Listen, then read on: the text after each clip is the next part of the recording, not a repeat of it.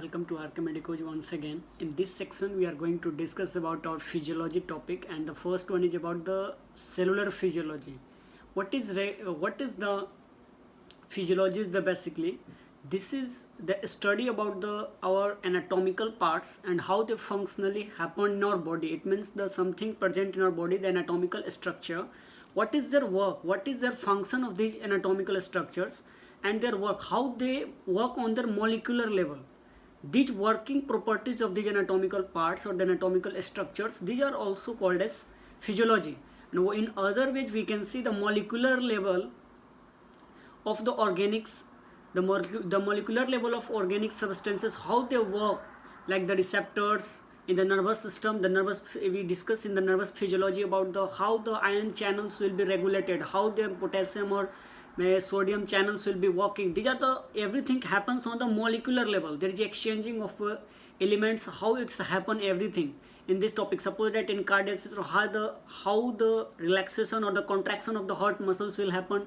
In the renal system, we discuss about the kidney, how the kidney function is regulated, how the filtration or the absorption will be occurs, or the excretion of the waste products will be happen. These all are the substances we discuss one by one in the each and every parts of our physiology topic. Here we are going to start about the cellular physiology. In the cellular physiology, we will basically discuss about the single cell, how the single cell is performing their function, how the single cell is having, what are the structures inside the cell. We know from the cellular anatomy what are the cellular contents, that is cell organelles basically and the nucleus. We know now the cellular organelles and the nucleus are the main parts of our cell, any cell, and how they work on the molecular level we discuss in the cellular physiology basically. So we are going to start here. We can see there is cellular physiology are included. Cellular physiologies are included these cells, and these cells is having, suppose that this is the nucleus having nuclear membrane. After that we can see this complete cell is having ribosome. Cell membrane is the initial structure, that is the boundary of our cell. Any cell, the boundary is formed by the cell membrane. After that there is a different types of cell organelles are present inside the cell. Suppose that there is a endoplasmic reticulum, ribosome, mitochondria, or the we can also say the Golgi apparatus. The different parts of the cell is divided according to the region located. Maybe some parts of the cellular content to be located inside the nucleus and some in the cytoplasm. What are the parts included inside the cytoplasm? Is are the organelle of the cytoplasm, and the nuclear organelles are the nuclear cytoplasm, or they are also called as nucleoplasm inside the nucleus. Suppose that here we can see the nucleus, nucleolus and centriole, mitochondria, chromosomes, Golgi apparatus, cytoplasm is the cytoplasm. They are the peripheral part, nucleus, endoplasmic. These all are the organelles with cellular components. They are present inside the cells. Now we are going to discuss about the physiology, about the next point, how these cells are working on the molecular level. What is happened inside these cells? We can see in the next level structures of cell membrane. We discuss from our basic classes of anatomy and physiology. We discuss these structures. The structures of cell is basically lipid, phospholipid bilayer molecules. They are basically discussed along the fluid mosaic model. We know about the bands like a structure. There is the one and the second one structure. These are the head and these are the tails. These are the head and tails of the phospholipid molecules, and these are situated in opposite manner. These all head and tails of these molecules, phosphobilipid, that's why they are called as phospholipids, because one is the layer this one is the layer this one, and two layers are situated in opposite manner. That's why they are called as like this. That's why they are called as one is this, these are the tails, these are the head, these are the tails, these are the head. They are the opposite in manner. That's why they are the phospholipid like inside it the some proteins are present in these membranes. They are located in the linear manner, and inside this the several different types of proteins are present. These are also called as glycoprotein, lipoproteins. Inside these glycoproteins there the receptors are located. Different types of tunnels are present. We can see here they one here channel like this, and we discuss later what is the name of the channels. Now we are just only looking for them. What is the inside the structure of cell membrane is located basically. In next page we can see macrophagic spherocytic, what is happened inside it? Suppose that there is any cell is engulfing the molecule. Suppose that this is our the normal RBC cells. These RBC cells, this is the normal RBC. What happened in RBC? This RBC surface is the cell membrane of RBC is gets in evacuating in a pouch like manner. They are exit out, they are cut off. They are cut off of these molecules in a which manner? Vesicles or the pouches like manner. These pouches are called as spherocytes. A spherical structure they form, and these are called as spherocytic structure. And this spherocytic structure is what are the eliminating from the circular structures of our RBC. They forming the circular RBC. Basically they are the biconcave shape or biconvex shape. Inside it's the cave like structure forming on both the sides. After that they changing their some cellular membrane content, they become a sphere like. That's why they are called as spherocyte cells. And after that sometime the spleen is the splenic macrophages. It means the spleen. Inside the spleen, we know a spleen is called as graveyard of RBC. Inside the spleen, these RBCs are the round manner. They cannot pass through their sinuses. They are get trapped inside the insulin, inside the macrophage of the insulin, and they gets broken down inside it. It's happen inside the spleen. And which what are the cells of the spleen they causes? That is the splenic macrophages cells are doing this. So we have to know about this. In the RBC changing of their shape and size.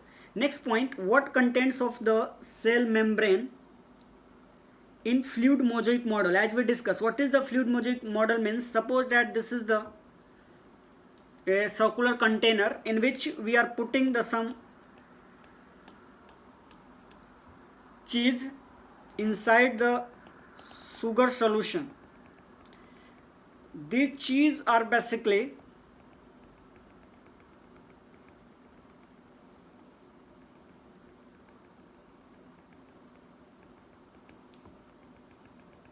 this type of a structure is showing the fluid mosaic model. Inside it's the lipid molecules. Now these are the membrane proteins. Inside these the membranes having different types of proteins are present for the tunnel structures. The three types of structures are present here. First one is carbohydrate.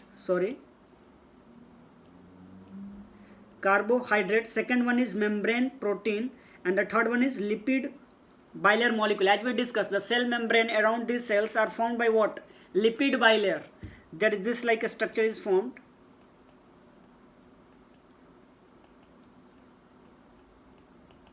So these are forming all around these cells, the lipid bilayer molecules. Next one, what are the contents of the carbohydrate they forming the cell membrane? So they are basically 5%. Only 5% of the carbohydrate parts is participating in the formation of cell membrane. Next, 55% of the membrane proteins. The proteins which are participating in the cell membrane formation is 55%, and lipid molecules are forming the 40%. These are the components of our cell membrane. They forming and comprises of the cell membrane structures. Next one, what are the lipids? There is a different types of lipids are present in our cell membrane. Basically, what are the percentage of these lipids which are participate in the formation of our cell membrane? They are 45 or 55.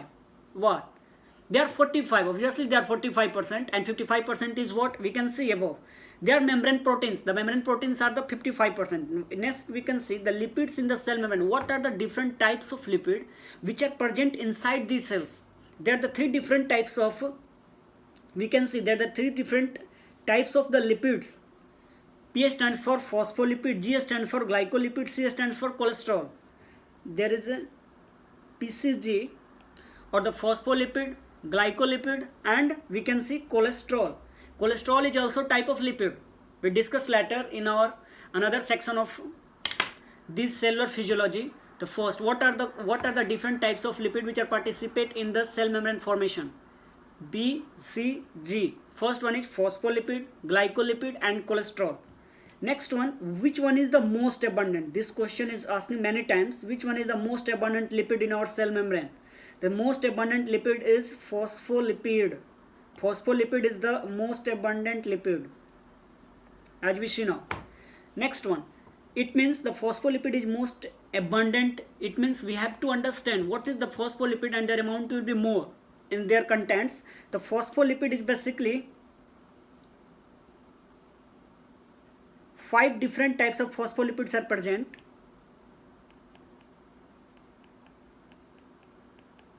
First we are going to see there are 3 different types of lipids are present inside the cell: phospholipid, cholesterol, and we can see glycolipids, in which we are going to discuss about the phospholipid first. In the phospholipid, we are seeing there are 5 different types of phospholipids are present.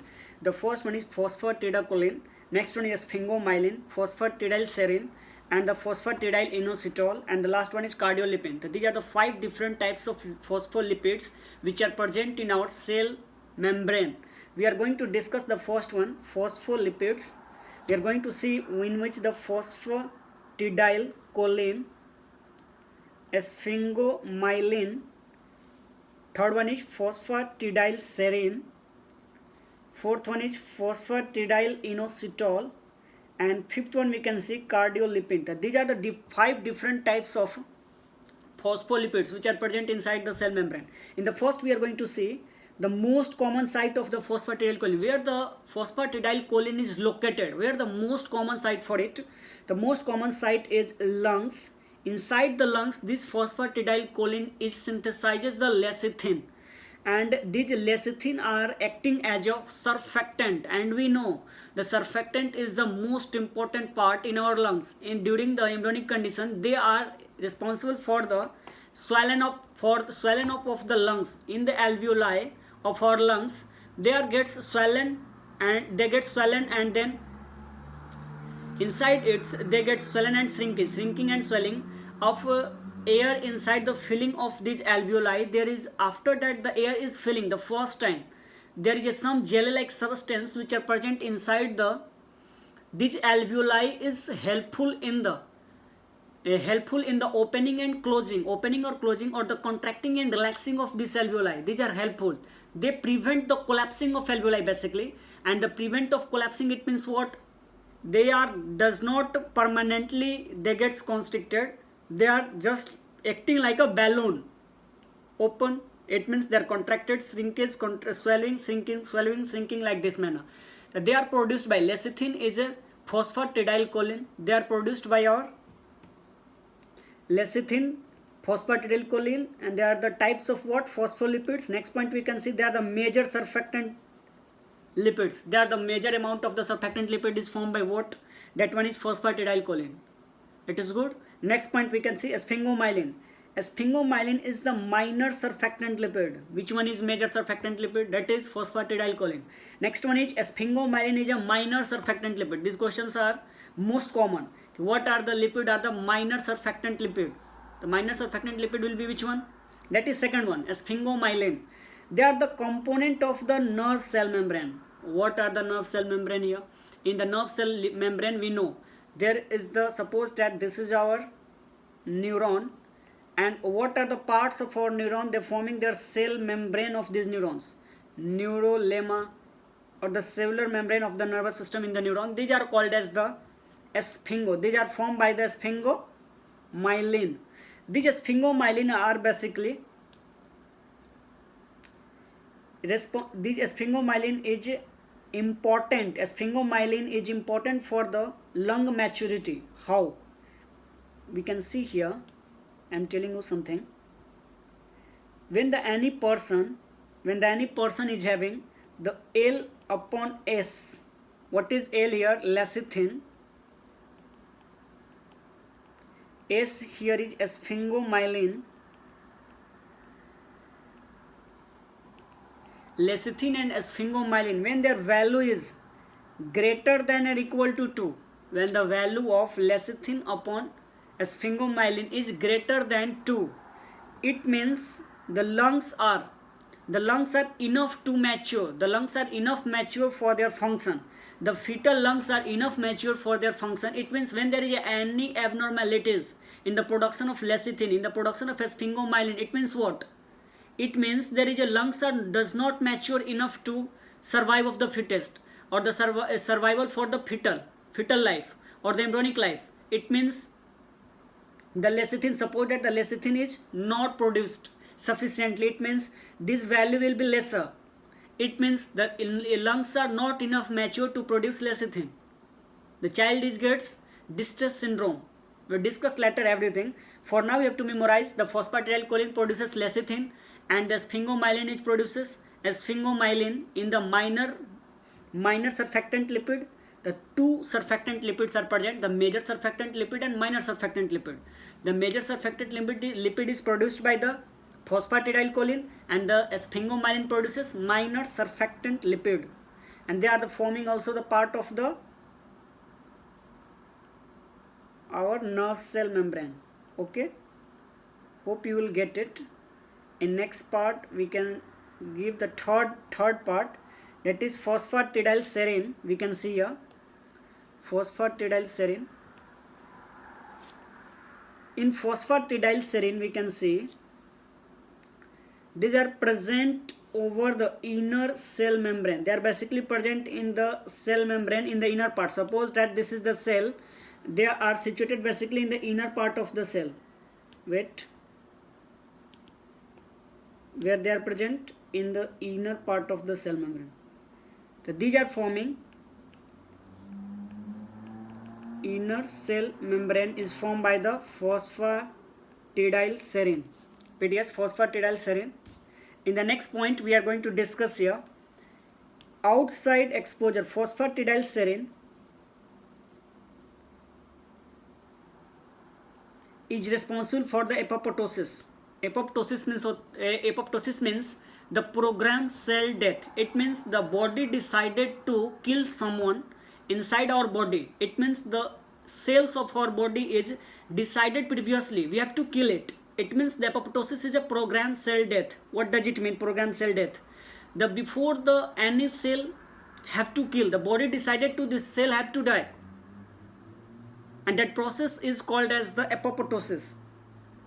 In apoptosis there is a special type of reaction which happened, that is annexin 5 px complex. This is responsible for the apoptosis, or they are the annexin 5 staging. They are also called as the annexin 5 staging. In this staging, the cell have to go for their the cell have to go for the die, or go for the death of the cell. These are basically determined the apoptosis when the any body of the patient having find this annexin 5 stage. It means the patient having programmed cell death is happening, or the programmed cell death or the apoptosis of the cell is happening inside our body. Next point we are going to see here, we discussed till now 3 phospholipid proteins. Next one, phosphatidylinositol, that is also called as IP3. These phosphatidylinositol are the acting as a secondary messenger. We discuss later in this physiology section what are the secondary messenger. The secondary messenger are the messenger which carry the something from one part to supplying to the another part of it. They are starting from the one part and supplying to the other part of our body. Next point is the cardiolipin. Cardiolipin is seen in basically mitochondrial membrane of the human heart. The cardiolipin, its cardio means heart basically, and the lipid, they are the type of lipids. The cardiolipids are basically situated where in our heart. They are in any patient is having disease. Syphilis is caused by the basically Treponema pallidum. Treponema pallidum is an organism which causes the syphilis disease. It is an STD, sexually transmitted disease. What happen in this disease? There is a patient basically the ulcers is happen in the oral ulcer or the anal ulcer. Basically oral or anal sex is causes syphilis. These are the patient is having syphilis is basically confirmed by the anti-cardiolipin antibodies. When the any patient serum contains anti-cardiolipin antibodies, the patient is suspected for the what? Syphilis disease. The cardiolipin is most important here also, and for the testing of syphilis, we are going to test VDRL test. The VDRL test we are doing for what? The confirmation of syphilis. And what is we checking in this case? Anti-cardiolipin antibodies, where they are basically present in the human heart. in the mitochondrial membrane. What are the mitochondria? Is contained by the cardiocyte cells. It means the heart cells. Inside the mitochondria of the heart cells, these cardiolipins are basically located. It's so simple. Next point we can see glycolipids. We can see here first part. First part is our phospholipid, second part is glycolipid, and third one is cholesterol. We are saying one by one. First we finish now. Which one? Phospholipid. Next one is glycolipid. After that we discuss about the cholesterol. We are now going for the second part, glycolipids. We can see here glycolipids is basically present in our brain and gastrointestinal tract, that is GIT. There are two isoforms of the glycolipids. Isoforms means they are the similar structures they are showing, that is gangliosides and cerebrosides. The gangliosides and cerebrosides are the two. The gangliosides and cerebrosides. The gangliosides and cerebrosides are the two glycolipids which are basically present in our brain and GIT. Which one is present in brain and which one is present in GIT? It's so simple. Cerebro means cerebellum or cerebrum. So basically cerebrum. They are present in brain. Gangliosides, they are also related to the ganglia. They are related to GIT. Both are same. We can see the first one, GM1 gangliosides is seen in GIT tract. Means ganglioside is basically present in GIT. Next one, the receptors for the GM1 gangliosides is present for the cholera toxin. Is there any patient is having cholera disease, cholera, then there is the receptors are binding to which region? GM1 gangliosides region. The receptors are binding and they producing the toxins of that region. The first part we are going to discuss where they located in brain and GIT. In brain there is a cerebrosidase and in GIT there is a gangliosidase. In cholera toxin they are binding to the GM1 gangliosidase. Next, third one is cholesterol. We are going to see cholesterol. In the cholesterol we are going to see basically the precursor is vitamin D. The cholesterol is formed from the vitamin D. What is the source of vitamin D? We know sunlight.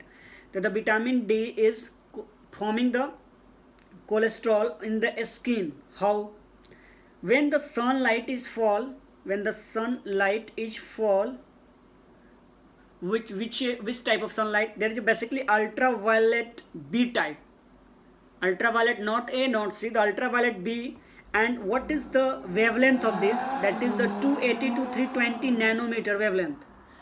What is the amount of light is participate in the? There is a 280 to 320 nanometer.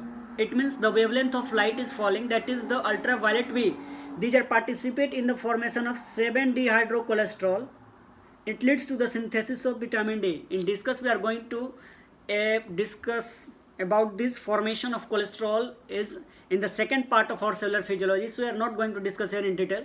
Now we are just meaning from the sunlight the light is coming, ultraviolet B basically 280 to 320 nanometer. After this wavelength of light is falling on our skin, they are producing 7-dehydroxycholesterol and they participate in the formation of what?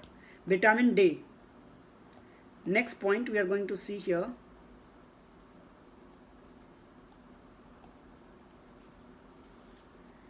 cholesterol. We can see here cholesterol is produced from the vitamin D.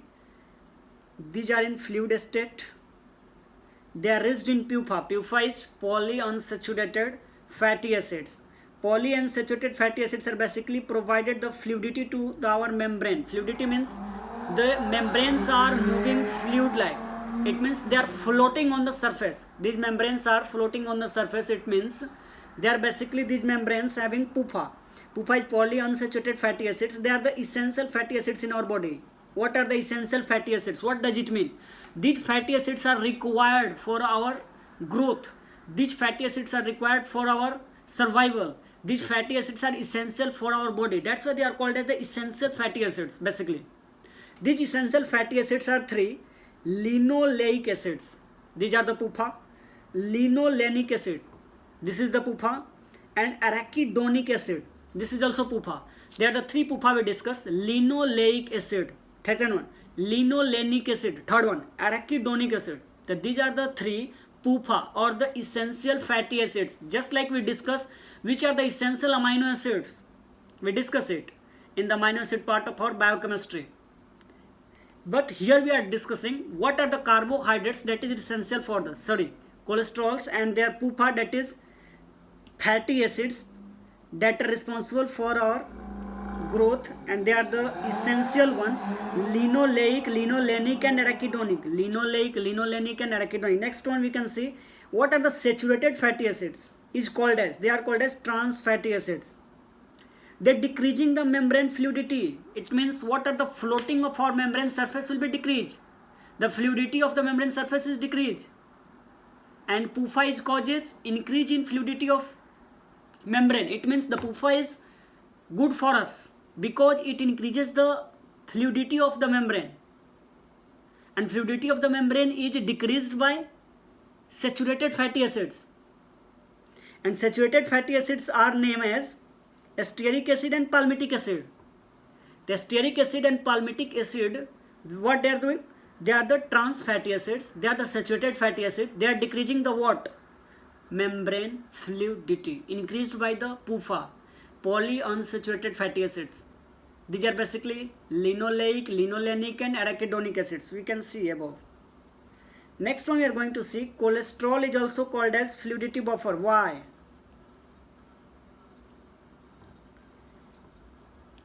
Because cholesterol are, we can see here, cholesterol are in the fluid state and they providing the fluidity to our membrane. You have to understand it. Cholesterol is the molecule, they are acting like the fluid buffer because they are providing fluidity to our membrane. When the PUFA is working, they are increasing their effect, and when the fatty acids, the unessential, or we can say like this, non-essential fatty acids, they are working, or the saturated fatty acids are working, these are providing the membrane fluidity in decrease. Next one we can see here, what are the protein components in our membrane, proteins in the membrane. The major content of our cell membrane is 55% protein. We discuss it. Glycolipids will be 45% and the proteins will be 55%. Carbohydrate is 5%. I already told you about it. Now we are going to just study it in the detail. 55% protein. There are three types of protein: transmembrane protein, or they are also called as integral protein. Integral protein, why they are called as integral? Because they are situated deeply in our membrane. Suppose that this is the membrane. These proteins are situated like this. These proteins are situated inside the membrane, or we can see like this. These are situated inside the membrane. These are the integral protein. These are also called as transmembrane protein. And this is our cell membrane, the transmembrane protein, integral protein. Second one is peripheral protein. They are situated on the periphery, on either side. These are the peripheral protein. One is the lipid anchored protein. These are situated with the lipids. These are the lipid anchored proteins. So there are the three types of proteins: transmembrane protein or integral protein. Second one is peripheral protein. Third one is lipid anchored protein. Next one we are going to see one by one what are the different types of protein and what are their functions of it. In first part we are going to see about the transmembrane protein. In the transmembrane protein we can see there are the two types. Transmembrane protein are basically acting as a receptors here. We can see what are the receptors, do you know here? GPCR. We are discussing one by one in detail. GPCR is called a G protein coupled receptor. Where they are located? Suppose that this is the cell. On these cells, these receptors are located like this. This GPCR is also called as serpentine receptor.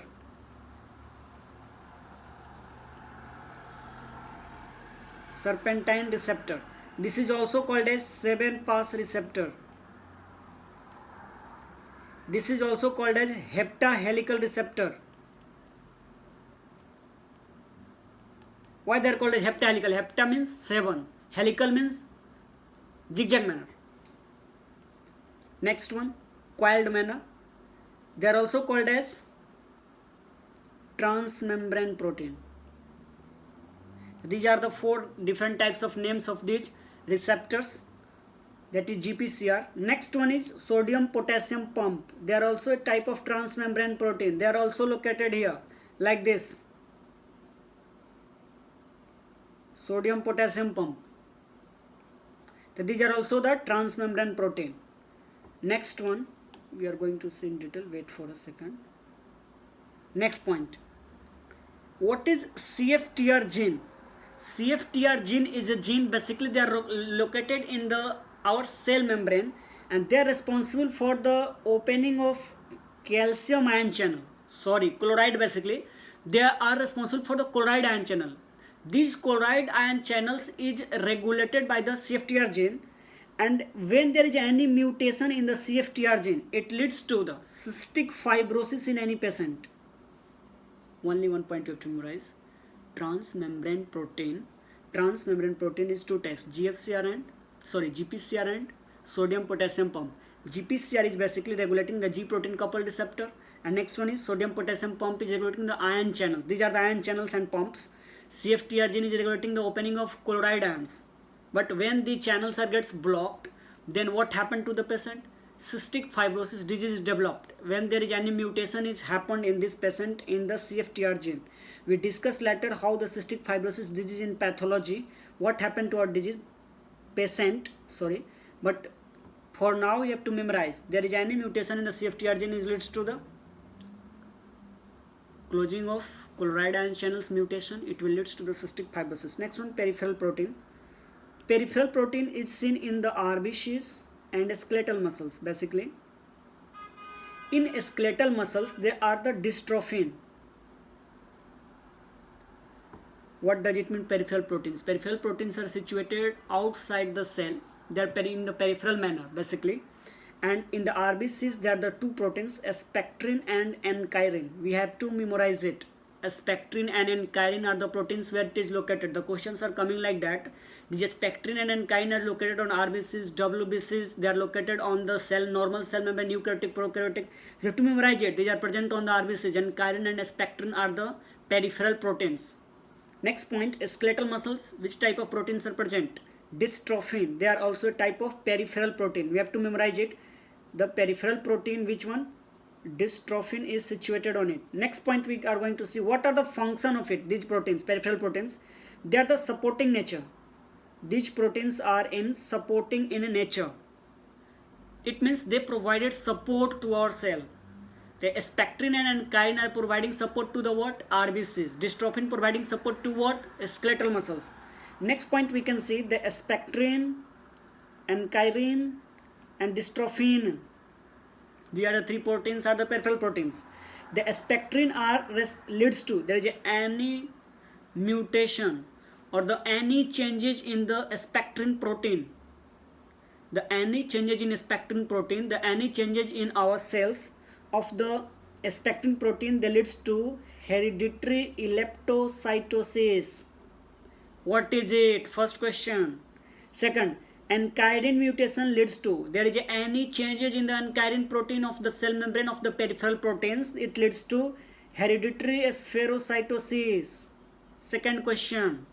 Third question, dystrophin peripheral proteins are gets mutated. There is a mutation is happened. What is mutation? The changing of the gene. What is the gene forming these proteins? And it leads to the defective product is formed. This defective product will be formed, the defective dystrophin, defective ankyrin, defective spectrin, and it leads to the different types of disease developed in the patients. So here is the dystrophin is get mutated. It means they develop the Duchenne's muscular dystrophy. These all three diseases we discuss in pathology very detailed. For now, we are understand what is means eleptocytosis. The cell is converted in elliptical manner like this, egg-like, elliptical manner. In spherocytosis, the cell is converted into a spherical manner, round. In the Duchenne's muscular dystrophy, the patient feel very weak. There is a damage of muscle cell happen in the patient. Dystrophin. These dystrophin proteins are gets damaged, and the patient is having muscular weakness will be happened in this patient. Basically, so we are going to see here these three proteins: spectrin, ankyrin, and dystrophin. Spectrin is responsible for the hereditary. Hereditary means transferable, mutated. They are the genetic transformation. Next one is spherocytosis, eleptocytosis, and the muscular dystrophy. In the muscular dystrophy, the patient is having one special type of signs will be seen, Gower signs. The Gower signs we see in the which type of disease? Duchenne's muscular dystrophy. What happens in the Duchenne's muscular dystrophy? In the Duchenne's muscular dystrophy, there is a mutation in a gene is happened which is producing what type of protein? Dystrophin, spectrin and chirin. Of course dystrophin, because dystrophin is the protein of the skeletal muscle, and there is any damage in the dystrophin leads to the weakness of the skeletal muscle, and this skeletal muscle is gets weakened in which disease? Duchenne's muscular dystrophy. And these two, elliptocytosis and spherocytosis, the conversion of cells in the elliptical manner and the spherical manner is called as especially hemolytic anemia. These are a type of anemia. Hemolytic means blood cells damaging. It leads to the anemia. There is a loss of blood cells or the damage of blood cells. After the lysis of these cells, we can see here in this picture, there is a dystrophin we can see, and these are the binding to its structure, that is F-actin protein, dystrophobrevin. When there is any changes in this protein, it leads to the muscles weakness.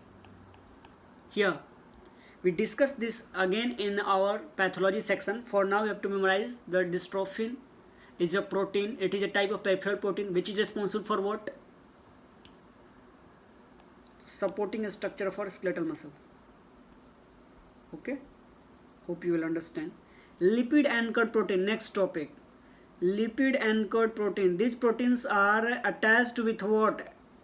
Proteins. Anchored means supporting a structure. They are attached with, they are supported with, and these proteins are also called as GPI proteins.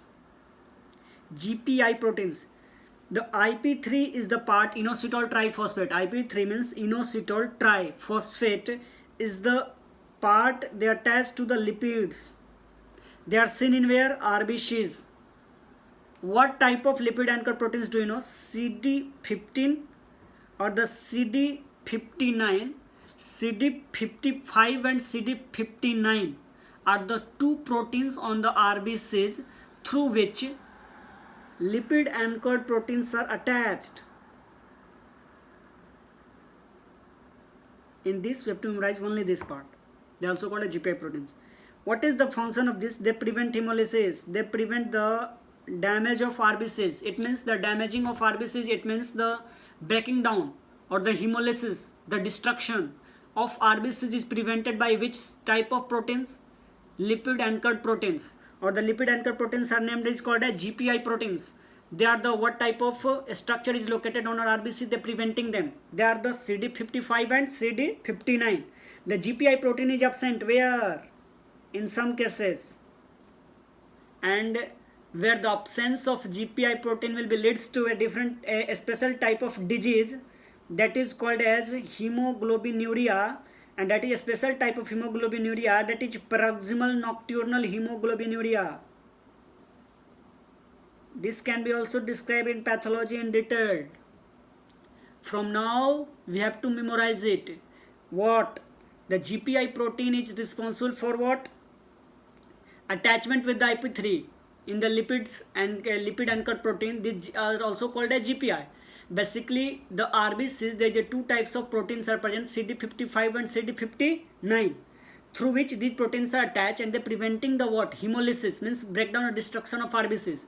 When they are attached to it, it leads to the breakdown, and there is absence of these proteins leads to damage of the hemoglobin, because it prevents the hemolysis. When these proteins are absent means hemolysis will be happen. Hemolysis happen means breakdown of RBCs. Breakdown of RBCs, it means what? Hemoglobin will be breaking down more. It will be coming in our urine. That's why hemoglobinuria. They are coming in our urine. Hemoglobinuria. Basically, next point we can see what are the parts of carbohydrate. Basically, we discuss detail in biochemistry. For now we are discussing a little. They are 5% of our cell membrane as we discussed previously. In the nerve cells membrane, myelin is a type of carbohydrate is present, and the protein is 20%. Lipids are 80%. In nerve cells, what are the point? 5% myelin, proteins are 20%, and lipids are 80%. So this is all about our cellular physiology here. We are going to end of the cellular physiology. This is the first topic we are going to discuss in our physiology. Thank you for everyone listening this cellular physiology about the cell membrane, about cellular structure. In next part we are going to discuss about the another part of the cellular physiology. So thank you for my side. Hope you will understand, or hope you enjoyed this video. See you again in the next phase. Thank you, all the best from my side. I studied well, very well. Bye. See you. Bye bye.